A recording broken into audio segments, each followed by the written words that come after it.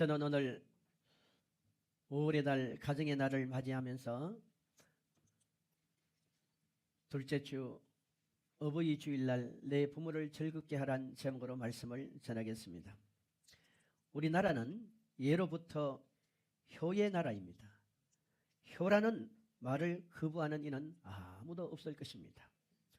그런데 성경을 보면은 말세가 되어지면은 일어나는 여러 가지 현상 중에 두드러진 큰 현상이 갈수록 심해지고 갈수록 우리를 힘들게 하는 게 있습니다. 그것은 창조주 하나님에 대한 은혜를 잊어버린다는 거예요. 하나님에 대한 감사를 잊어버린다는 거예요. 왜? 하나님 없어도 세상이 너무 풍성하고 풍족하고 자신의 뜻대로 다 될 것처럼 생각하는 거예요. 뿐만 아니라 시간이 갈수록 부모에 대한 사랑, 부모에 대한 고마움이 점점 식어가고 망각해진다는 거예요. 그래서 변망덕한 불효자들이 세상에 점점 많아지고 있습니다. 여러분, 디모데후서 3장 1절로 2절에 보면은 너는 이것을 알라. 말세에 고통하는 때가 이르러 사람들이 자기를 사랑하며 돈을 사랑하며 자랑하며 비방하며 부모를 거역하며 감사하지 아니하며 거룩하지 아니한다. 이것이 우리에게 고통으로 와닿는 시대가 바로 종말의 시대입니다. 여러분 아세요? 미문의 비둘기도요, 어미가 높은 가지에 앉으면은 그 비둘기는 어머니가 앉은 그 가지에 같이 앉지 않습니다. 그 가지 밑에 앉습니다. 왜 그런 줄 아십니까? 그게 짐승도 자기를 낳아준 어머니에 대한 공경을 표현한다고 말을 합니다. 우리는 흔히 까마귀를 뭐라고 말합니까?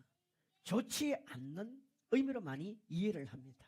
아마 그것은 노아 방주 사건을 근거해서 우리가 그렇게 이해하기 때문이 아닐까 싶기도 한데요. 그런데 이런 말 아세요? 반포지효란 말이 있습니다. 반포지효. 이 말의 뜻이 뭔지 아세요?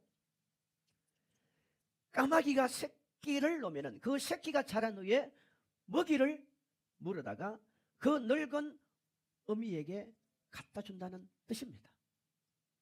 우리가 까마귀를 볼 때 얼마나 볼품도 없고 또 모양도 없고 그 까마귀를 생각하면 우리는 공동묘지 뭐 이런 식으로 많이 이해를 하잖아요. 근데 사실은 이 까마귀는요, 자기를 키워준, 자기를 낳아서 키워준 그 어미새를 잊지 않고 봉양을 한다는 거예요.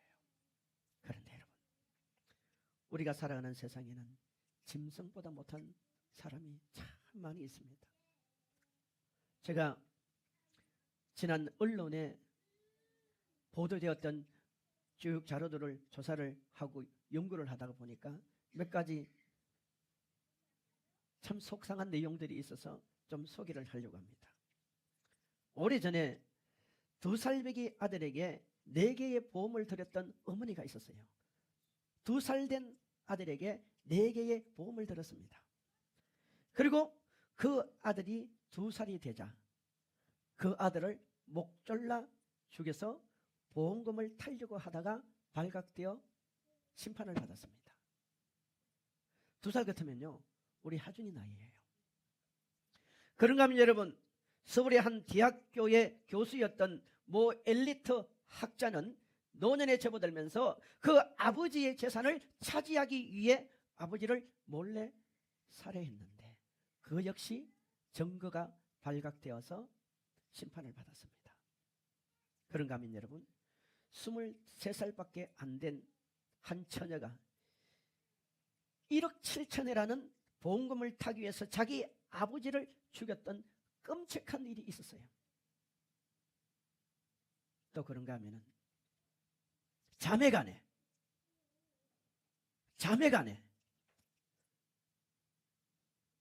음료수에 독약을 넣어서 그 동생의 언니를 살해하는 이런 일도 있었습니다.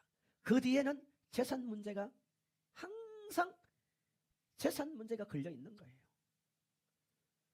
그런가 하면 여러분, 한때는 제주도에 가면은 나이 많으신 어른들이 갈 길을 잃어버리고 방황해하는 그런 노인들이 있다고 방송이 보도된 적도 있습니다.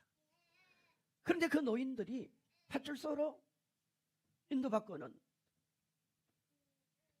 자기 이름도 모르는 것처럼, 자기 집 주소도 모르는 것처럼, 자기 아들 딸들의 그 거처도 모르는 것처럼 말을 하지 않는다는 거예요. 이유는 바보라서가 아닙니다. 몰라서가 아닙니다. 그 자녀들이 자신을 거기다 버렸다는 걸 알기 때문입니다. 요즘 이런 말이 있죠. 치매가 걸리거나 연세가 많으신 부모님들이 어느 날 며느리가 전화 옵니다. 어머니, 저희들 안고 저희들과 함께 몇 월 며칠 날 우리 세계 여행 가요. 이제 어머니 아무래도 건강이 지금보다 더 나빠질 것 같은데 조금이라도 몸이 좀 움직일 때 여행 가자 그러는데, 그러면 이 시어머니들이요, 시아버지가요, 가슴을 철렁한다는 거예요. 왜? 이제는 아예 외국에서 버리는구나. 근데 실제 그런 일이 있다는 거예요. 실제 그런 일이 있어요. 여러분 외국 나가 보세요. 걸을 납니까? 길을 납니까? 더군다나 여러분 여권 가지고 버렸어요. 여권을 지참하지 않으면요 완전히 버려진 고아됩니다. 근데 이런 일이 실제 지금 일어나고 있다고 얘기하잖아요. 옛날에는 여러분 효부가 있고 효자가 있고 효녀가 있고 뭐 그런 말이 많았어요. 요즘 여러분 주변에 우리 동네에 그런 말을 어른들이 누구 며느리에나 아들에게나 사위에게나 자녀들에게 하는 걸 들어보셨어요? 우리 그런 말 잊어버린 지요, 그 단어 지금 잊어버린 지 한참 됐어요. 없어졌어요.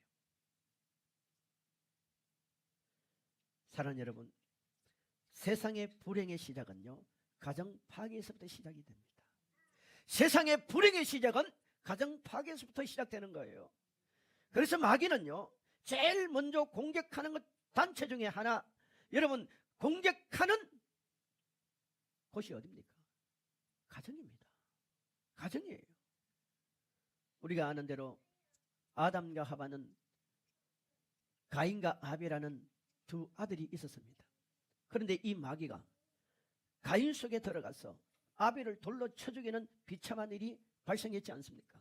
이유야 어쨌든 간에 사단은 여러분 지금도 우리에게 공격적으로 다가와서 우리의 가정을 무너뜨리는 거예요. 우리의 가정을 파괴시키는 거예요.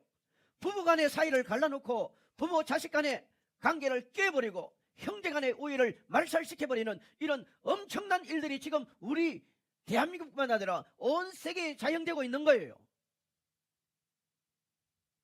어제 금요일 날 오신 분은 아시겠지만 어느 분이 그 영적인 세계를 경험하고 뭐라고 얘기합니까? 우리가 살아가는 세상은요 이 사단이 뿌려놓은 안개와 같은 이 독극물들, 사단이 뿌려놓은 온갖 오염된 그 지약의 근성들, 이런 것들이 이 세상에는요 마치 땅바닥에 뿌려져 있는 이 씨앗같이 계속해서 돋아나서요 우리의 생각을 죽이고 우리 영을 파괴시키고 우리의 삶의 질을 떨어뜨리는 거예요. 우린 여기 속지 말아야 됩니다. 우린 여기에 속지 말아야 돼요. 여러분과 우리의 가정, 나의 가정은 소중한 가정입니다. 그래서 성경은 오늘 우리에게 뭐라고 말합니까? 이렇게 말하잖아요. 22절에 너를 낳은 아비에게 청종하고 내 늙은 어머니를 경히 여기지 말지니라. 25절에는 내 부모를 즐겁게 하며 너를 낳은 어미를 뭐하라고요? 기쁘게 하라는 거예요. 우리는요 이 말씀을 들으면서 이런 생각을 했어요. 목사님, 저는 부모님이 다 돌아가셨어요. 우리의 자녀들은 있잖아요. 여러분 이 말씀을 들으면서 우리가 어버이 주의를 통해서 깨달아야 되는 게 뭡니까? 부모님은 훌륭한 부모님, 자녀들로부터 존경받고 자녀들로부터 인정을 받아야 돼요. 자녀들이 부모를 인정하지 않으면 그 자녀들이 부모를 따르겠습니까? 자녀들은 부모님을 존경해야 되고 부모님을 사랑해야 됩니다. 이 모든 것을 우리가 노력해야 된단 말이에요. 만들어 가야 되는 거예요. 어린아이들은요, 초등학교 이상 되어지면 거의 말 안 들어요. 저는 목회를 하면서 여러 사람들을 만나보면서요, 사람들을 보면은, 특히 젊은 사람들을 보면은, 이 사람들이 이렇게 행동하는 이유가, 첫째는 여러분, 본 것이 없을 때 그렇게 행동을 합니다. 본 것이 없을 때. 그래야 안 그래요? 사람은요, 봐야 배웁니다. 근데 본 것이 없으면 행동을 그렇게 해요. 한 예를 들자면요, 우리 동남아시아 이런 데 가서 복음을 전할 때 축복에 대한 설교를 하면 못 알아들어요. 우리는 축복이라면 알아들어요, 못 들어요? 금방 알아들어요. 축복이 뭔 줄 알아요. 축복에 대한 의미도 알고, 축복에 대한 개념도 알고, 축복의 결과도 알아요. 근데 그 사람들은 축복에 대한 설교를 하면 별로 반응이 없어요. 왜? 별로 경험한 적이 없어. 특히 가난한 나라, 이 사회주의 국가들은 국가에서 기본적으로 배급을 하잖아요. 그러니까 다 살아가는 사람들이 삶의 기준이 거의 비슷해. 더 낮고 낮은 별 차이 없어요. 여러분, 대부분 그 나라에, 북한 같은 경우에는 2,500만 중에 200만 명, 라오스 같은 경우에는 800만 중에 40만 명, 그 몇몇 무리들만 특권을 누리고 그 나라에서 완전히 여러분 지배층의 자리를 잡아서 왕노릇합니다. 그리고 그 나머지는 어떻게 돼요? 전부 다 종살이 하는 거예요. 그러니까 종살이 하는 사람들에게 가서 축복이 뭔지 말해도 그들은 몰라요. 왜? 축복을 받아본 적이 없어. 축복을 경험해 본 적이 없어. 누가 축복에 대한 얘기를 해준 적이 없어. 이게 사람이요, 이렇게 병들고 무지해지는 거예요. 우리는 봐야 돼요. 우리 부모님들이 보여줘야 돼요. 우리 부모님들이 교회를 섬기는 것도 보여줘야 되고, 예배에 소중한 것도 보여줘야 되고, 이웃을 사랑하는 것도 보여들고, 베푸는 것도 보여줘야 돼요. 여러분, 베푸는 것도요, 복은 잘하는 사람은 그걸 베풀어요. 그걸 모르는 자녀들은요, 자기 것만 안다니까요. 자기 것만 알아요. 자기밖에 몰라요. 왜? 본 적이 없어서 그런 거예요. 또 우리는 교육을 받아야 됩니다. 사람은요, 교육을 받아야 돼요. 짐승과 사람이 다른 게 뭐갑니까? 짐승은 하나님의 형상과 모양을 닮은 것이 없어요. 우리는 예배에 대한 소정성의 교육을 받으니까 예배를 소정하게 드리는 거예요. 주일에 대한 기중성에 대한 교육을 받으니까 주일은 우리가 일반 사람들하고 다른 거예요. 이건 어디서부터 시작이 됩니까? 여러분, 믿음은 교육과 뗄 수 없습니다. 교육을 통해서 믿음이 자라는 거예요. 믿음이 자라면서 교육이 더 확실하게 우리의 가슴에 잘 박힌 목같이 와닿는 거예요.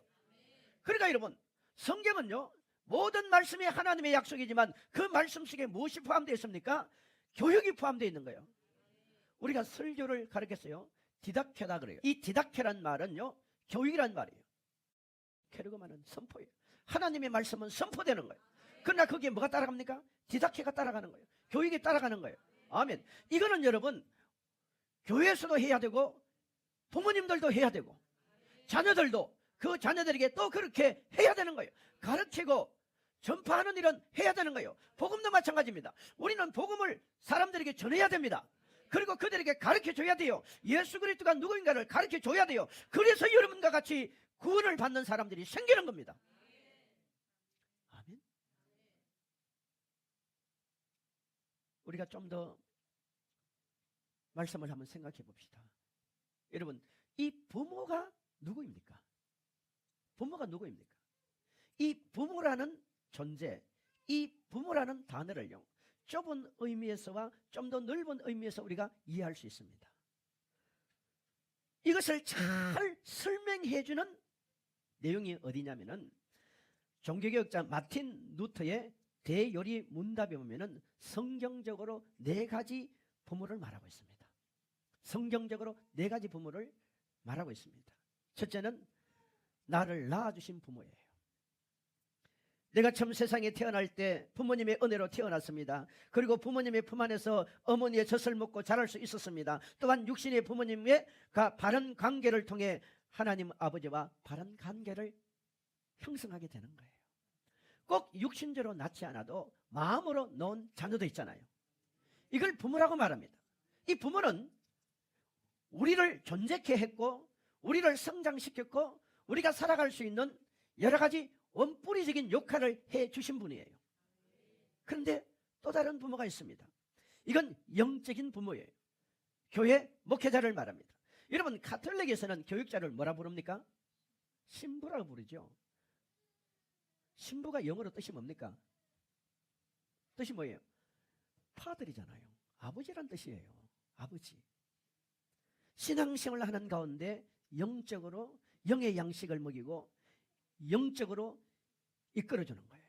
영적으로 천국 갈 때까지 그를 옆에서 도와주는 거예요. 그래서 영적인 부모라고 말하는 겁니다.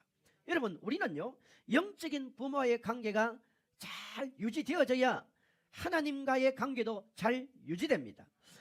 목회자와 영적인 관계를 잘한 사람 치고 여러분 신앙생활이 삐뚤어진 사람이 없어요. 대부분 신앙생활이 삐뚤어진 사람 보세요. 목회자의 관계가 잘 안 되어질 때 신앙이 곁길로 갑니다. 물론 이 목회자는 이단자는 안 됩니다. 또 여러분 이 부모라는 존재를 넓은 의미에서 해석하면요 나에게 지식을 공급해주는 아버지가 있습니다. 우리는 스승이라 그럽니다. 스승을 중국에서는 뭐라고 부릅니까? 사부라고 부르잖아요. 사부.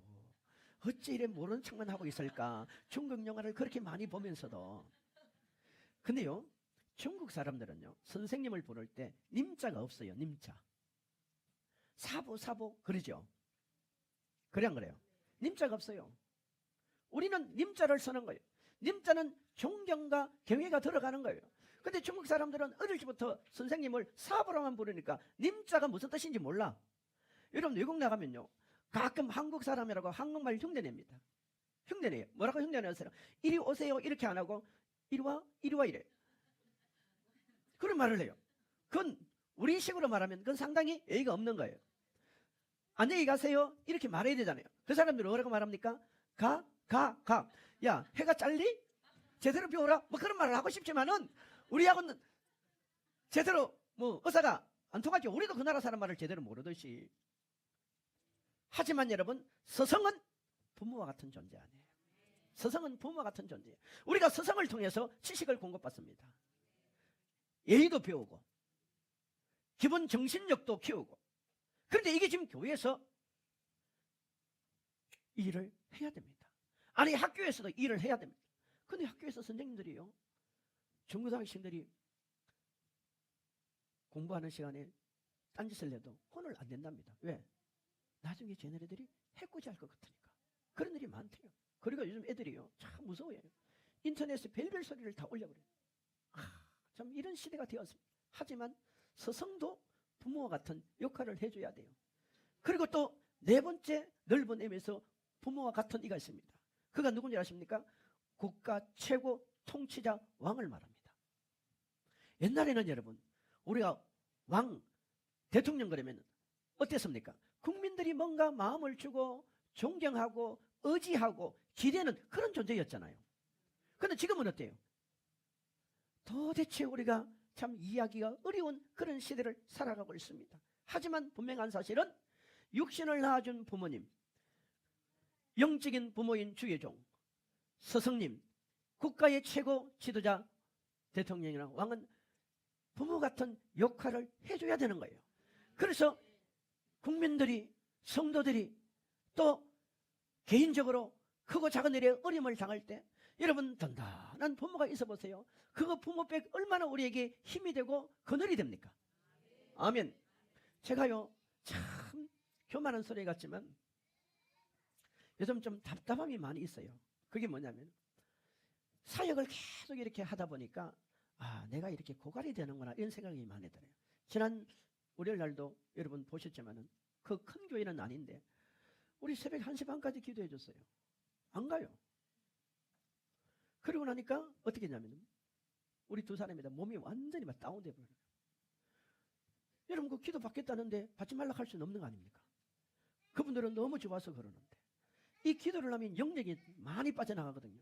근데 제가 왜 이런 말을 하냐면 내가 어디서 좀 이렇게 채우고 싶은데 내 자신에게 채우고 싶은데 나의 영적인 흐름과 나의 영성적인 부분을 누가 앞서서 끌어줄 만한 그런 사람이 주변에 별로 못 찾겠어요. 제 스스로가. 그래서 막 저도 유튜브도 들어가 보고 좀 들어보는데 좀 답답해요. 답답해요. 우리가 지금 참 영적인 고갈을 맞이한 게 사실이에요. 사람은요, 내가 막 혼자 기도해도 이 기도할 때 누군가 와가지고 한마디 턱 터치해주면요, 그게 힘이 됩니다.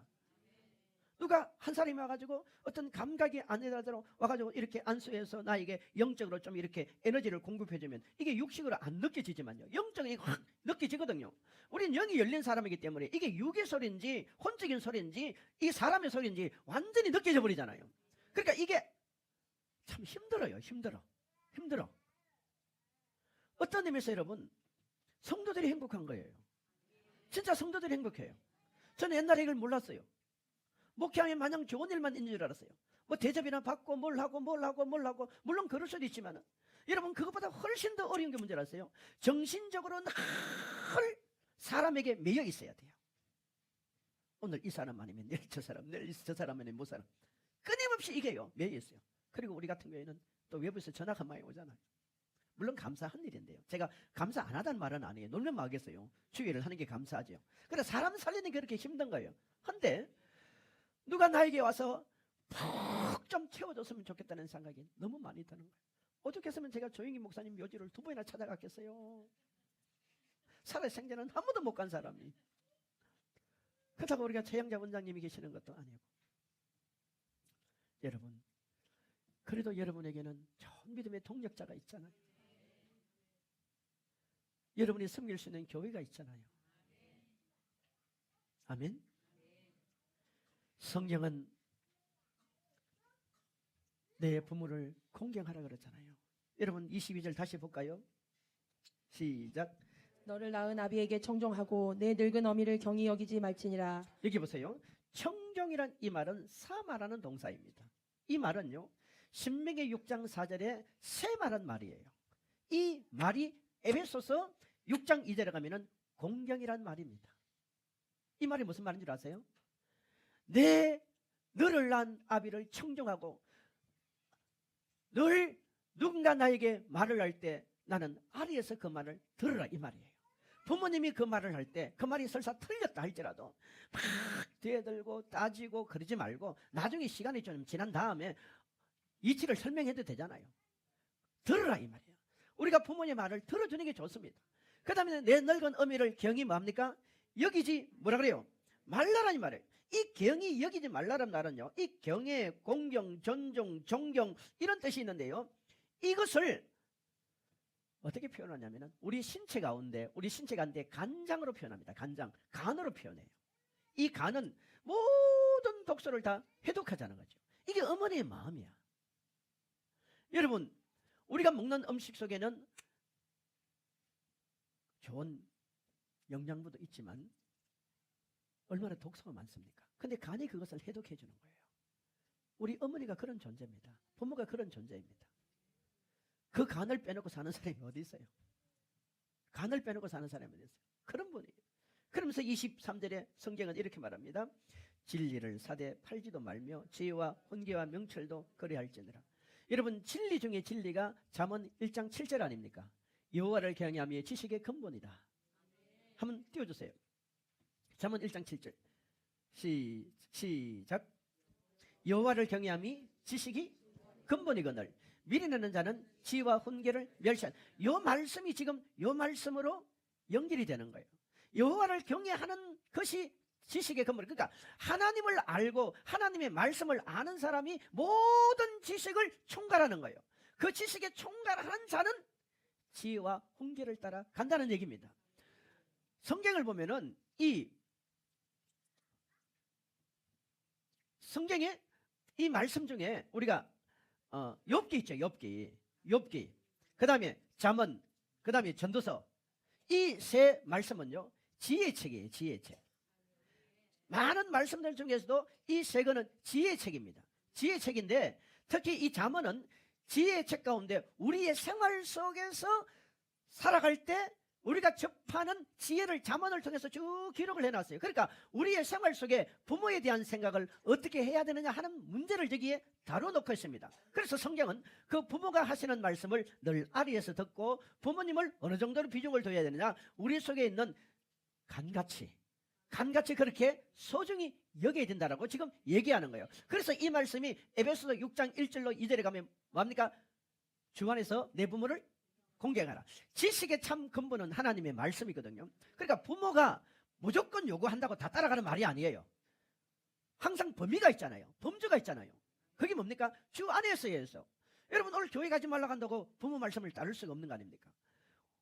우리 부모님이 우리 집안 하려면 제사 지내자 따라갈 수는 없는 거예요. 왜? 그래서 성경은 뭡니까? 주 안에서라고 딱 꼬집어 말합니다. 주 안에서 부모에게 순종하라. 그리하면 하나님의 약속이 뭐예요? 이 땅에서 장수한다. 장수한다. 여러분 오래 살아야지요. 그 다음에 뭐예요? 물질에 복을 준다는 거예요. 아멘. 그러면서 여러분 25절에 내 부모를 즐겁게 하며 너를 낳은 어미를 뭡니까? 기쁘게 하라는 거예요. 기쁘게 하라는 거예요. 어느 고을에 원님이 새로 부임해 올 때마다 그 고을에 소문난 효자를 불러서 잔치상에 참여시키고 그리고 선물을 주고 보냈습니다. 근데 이제 시간이 지난 다음에 한 번은 새로 원님이 그 고을에 부임을 해왔어요. 그리고 그 원님도 그 효자 아들을 초청을 했습니다. 이 효자 아들은 원님이 부르니까 당연히 부르나 보다 하고 참석을 했는데 한참 잔치가 흥겹게 진행이 되는데 원님이 그 효자 아들에게 묻습니다. 자네가 그 소문난 효자인가 물었더니 이 아들이 예 대답을 합니다. 지금 그러면서 원님이 뭐라고 문 줄 아세요? 자네 부모는 뭘 하시길래 자네는 부모를 어떻게 복양하였기에 이렇게 효자라는 소문이 났는가 했더니 이 효자 아들이 하는 말이에요. 저희 어머니는 20년 전에 세상 떠나시고 몇 년요? 20년 전에 세상 떠나시고 저희 아버지는 호라비로 그렇게 살아가시는데 혹시 외로울까 싶어서 가서 말벗이 되어지고 때로는 몸이 병이 들면 가서 치료도 하고 약도 사드리고 그렇게 아버님을 제가 모시고 있습니다 했더니 이 원님이 화를 불컥 내면서 하는 말이에요. 저놈을 끌어다가 곤장을 치되 죽지 않을 정도만큼 곤장을 치라 그러더래요. 왜 그랬을까요? 왜 그랬을까요? 20년 동안 호라비로 살게 했잖아. 그러면서 이 원님이 뭐라는 줄 아세요? 너는 장가 가서 부인하고 알콩달콩 살면서 너의 아버지는 20년 동안 저렇게 늙어가도록 만들어 놓았냐. 그리고 매를 맞고 다 죽어가는 모습으로 자기 집에 돌아갔더니 아버지가 얼마나 놀랐겠어요. 아버지가 어떻게 이런 일이 생겼냐고 물었더니 그 아들이 자초지행을 얘기했습니다. 그때 그 아버지가 뭐라고 말한 줄 아세요? 이제 제대로 된 원님이 오셨네. 여러분 자녀들은요 어른들하고 생각이 많이 달라요. 우리 부모님은 뭐 새 옷 사 입는 것도 별로 안 좋아하시고 값비싼 음식 먹는 것도 별로 안 좋아하시고 관광 가는 것도 별로 안 좋아하시고 그게 안 좋아서 그런 게 아닙니다. 자식 들으라고 그냥 미안해서 그렇게 말하는 거예요. 그렇게 말하는 거예요. 여러분 정말 하나님이 말씀하시는 게 뭡니까? 우리 예수 믿는 사람, 특히 예수 믿는 사람은 부모를 어떻게 해야 돼요? 기쁘게 하고 즐겁게 해주세요. 자녀들이 한 번쯤 어머니 재혼하실래요? 내가 아랫집 아저씨 좀 소개해드릴게요. 한번 물어봐. 아버님 혹시 제가 아시겠습니까? 저 내 아는 친구 어머님이 참 훌륭하신데 한번 물어보라고. 한 번도 안 물어보잖아. 물어보던가요? 이 말은 꼭 그 문제 말을 말하는 것이 아니라 정말 부모의 심정을 알아라 말이에요. 여러분 우리는요 어떻게 부모를 즐겁게 할 수 있습니까? 자주 찾아뵈면 좋아요. 자주 찾아가는 게 좋아요. 그리고 여행도 시켜드리고 그 다음에 고노도 해드리고 그 다음에 제일 좋은 건 뭐니 그래도 용돈을 드리는 거예요. 그리고 건강을 살펴보기 위해서 병원도 모시고 가고 건강식품도 사드리고 맛있는 음식도 대접하고 제일 중요한 게 뭡니까? 부모를 기쁘게 하는 건 그 영혼을 구원시키는 거예요. 마태복음 26장 26절에 사람이 만일 온 천하를 얻고도 제 목숨을 잃으면 무엇이 유익하리요? 사람이 무엇을 주고 제 목숨과 바꾸겠느냐? 부모를 즐겁게 해주란 말이에요. 아멘. 제가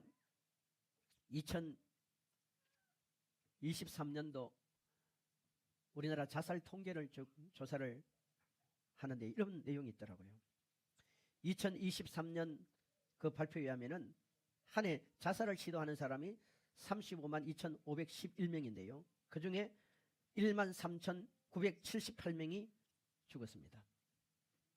하루에 평균 38.3명이에요.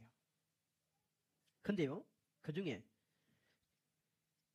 60대가 3,441명, 4.7%, 70대가 2,881명, 4.5%, 80대가 1,839명, 4.0%입니다. 여러분 아세요? 영국에서 발표한 사례에 보면은 영국의 저명 의학 학술지인 낸시라는 이 학술지가 있는데 영국 엠퍼리얼 대학의 에자티 박사가 논문을 써서 발표를 했는데요. 이 논문을 보면은 2030년에 우리나라가 세계 최장수 국가가 된다라고 말을 했어요. 2030년 되면은 이 지구상에서 우리 대한민국이 가장 최장수 국가가 된대요. 되는데 인간 수명을 어떻게 표현을 하냐면은 여성이 90.8%, 여성이 90.8%, 남성은 90 정도 보는 거예요. 이제는 그렇게 가는 시대예요. 근데 문제는요, 점점 노인들이 자살을 해버려요. 왜 자살하는 줄 아세요? 자살하는 통계를 여기 좀 조사를 해봤더니요, 첫 번째가 뭔지 아십니까? 생활고입니다. 생활고. 옛날에는 자식들 기대고 살았어요. 이제는 그게 안 돼요. 여러분, 기초생활수급자가 자살 안 합니다. 기초생활수급자는 자살 안 해요. 왠지 아세요? 기본적으로 국가에서 나오는 게 있어. 근데 돈 좀 있는 사람이 사업 실패하거나 남 빌려줬는데 못 받거나 이런 경우, 아니면 자식들에게 유산을 빨리 물려줘가지고 전혀 해결책이 안 되는 사람, 이런 사람들이 가장 많이 자살하는 거예요. 두 번째가 뭔지 아세요? 건강상 자살하는 거예요. 이 사람이 참 나이 든다는 게 무섭지 않아요? 저도 요즘 그런 거 많이 느껴지거든요. 이게 막 여기 아팠다가 저기 아팠다가 이런 거잖아요, 그죠? 안 그래요? 아, 그냥 그래요. 돈만 생기면 병원 가기 바쁜 이제 나이를 들어가고 있는 거예요, 지금. 아, 여러분 병원에 가봐요. 전부 다 환자들이에요, 환자. 근데 건강이 못 받쳐주니까 너무 생활이 힘든 거야. 아파도 이 자식이 몰라, 부인이 몰라, 남편이 몰라요. 그러니까 자살하는 거예요. 세 번째가 뭔지 아세요? 외로워서 자살하는 거예요. 외로워서 자살하는 거예요. 물론 우리는 예수 믿기 때문에 그런 게 덜하겠지요. 그래서요, 저는 이렇게 말씀을 전하고 싶습니다. 우리는 욥기 42장 12절에 복을 받아야 돼요. 찾아보세요. 욥기 42장 복을 받아야, 12절 욥의 복을 받아야 돼요. 여호와께서 욥의 말년에 욥에게 처음보다 더 복을 주시니 그가 양 14,000과 낙타 6,000과 소 1,000겨리와 암나귀 1,000을 두었고. 자, 여기까지 봅니다. 여호와께서 욥에 뭐예요? 말년에 뭘 줬다고요? 처음보다 더 복을 주셨습니다. 우리 지금까지 살면서요, 20대, 30대, 40대 잘 나가던 사람 많아요. 세상 가보세요. 얼마나 자랑거리가 많은 줄 몰라. 근데 50대, 60대, 70대 들어서면서 너무너무 힘든 사람 많아집니다. 여러분, 우리는 눈을 떠야 돼요. 지금 우리가 살아가는 세상은요, 트럼프가 아니라 그 이상의 지도자가 나와도요, 세계 경제는 마이너스로 갑니다. 마이너스로 가게 돼 있어요. 모든 국가는 경제적인 위기를 맞게 돼 있어요. 왜? 그래서 환란이라는 단계로 들어서는 거 아닙니까? 이미 시작이 되어졌죠. 그런데 여기서 살 수 있는 유일한 길은요, 고센 지역밖에 없습니다. 세상은 애국 같아도, 지도자는 바로 왕이랄지라도 고센 지역에 머물렀던 이스라엘 백성들은 머리털 하나 안 상했습니다. 왜? 하나님이 책임져 버리는 거예요. 욥 보세요. 욥처럼 우리는 갈수록 잘 돼야 돼요. 갈수록 잘 돼야 돼요. 본인의 복을 받아야 돼요. 내가 60, 70이 되어서 80이 되어서 우리 여기 계시는 멤버처럼 이렇게 두 다리를 내 스스로 움직이고 내 의지를 가지고 이 멀리 교회까지 올 수 있고 하나님을 찬양하고 경배할 수 있다는, 이게 얼마나 큰 축복입니까? 그렇기 위해서는요, 하나님께 인정을 받으세요. 하나님의 인정을 받읍시다. 우리 모두 부모에게 효도합시다. 그리고 부모님 여러분, 자녀들을 하나님의 말씀으로 가르치십시다. 이것이 하나님이 우리에게 원하시는 어버이 주일의 영적인 의미입니다. 기도합시다. 하나님 아버지, 감사합니다. 우리가 믿음으로 굳게 서서 훌륭한 부모님 되고 멋진 영적인 자녀들 되고, 우리가 하나님밖에 없습니다. 우리가 살아가는 시대는 점점 위기를 맞고 있습니다. 이건 부정적인 표현이 아니라 영적인 눈으로 봤을 때 이게 현실이기 때문입니다. 하지만 욥은 하나님 앞에 인정받았으니 그 노년이 말년이 노후가 더 큰 복을 받았던 것처럼 우리 성도들이 그렇게 되게 하옵소서. 예수님의 이름으로 기도하옵소서.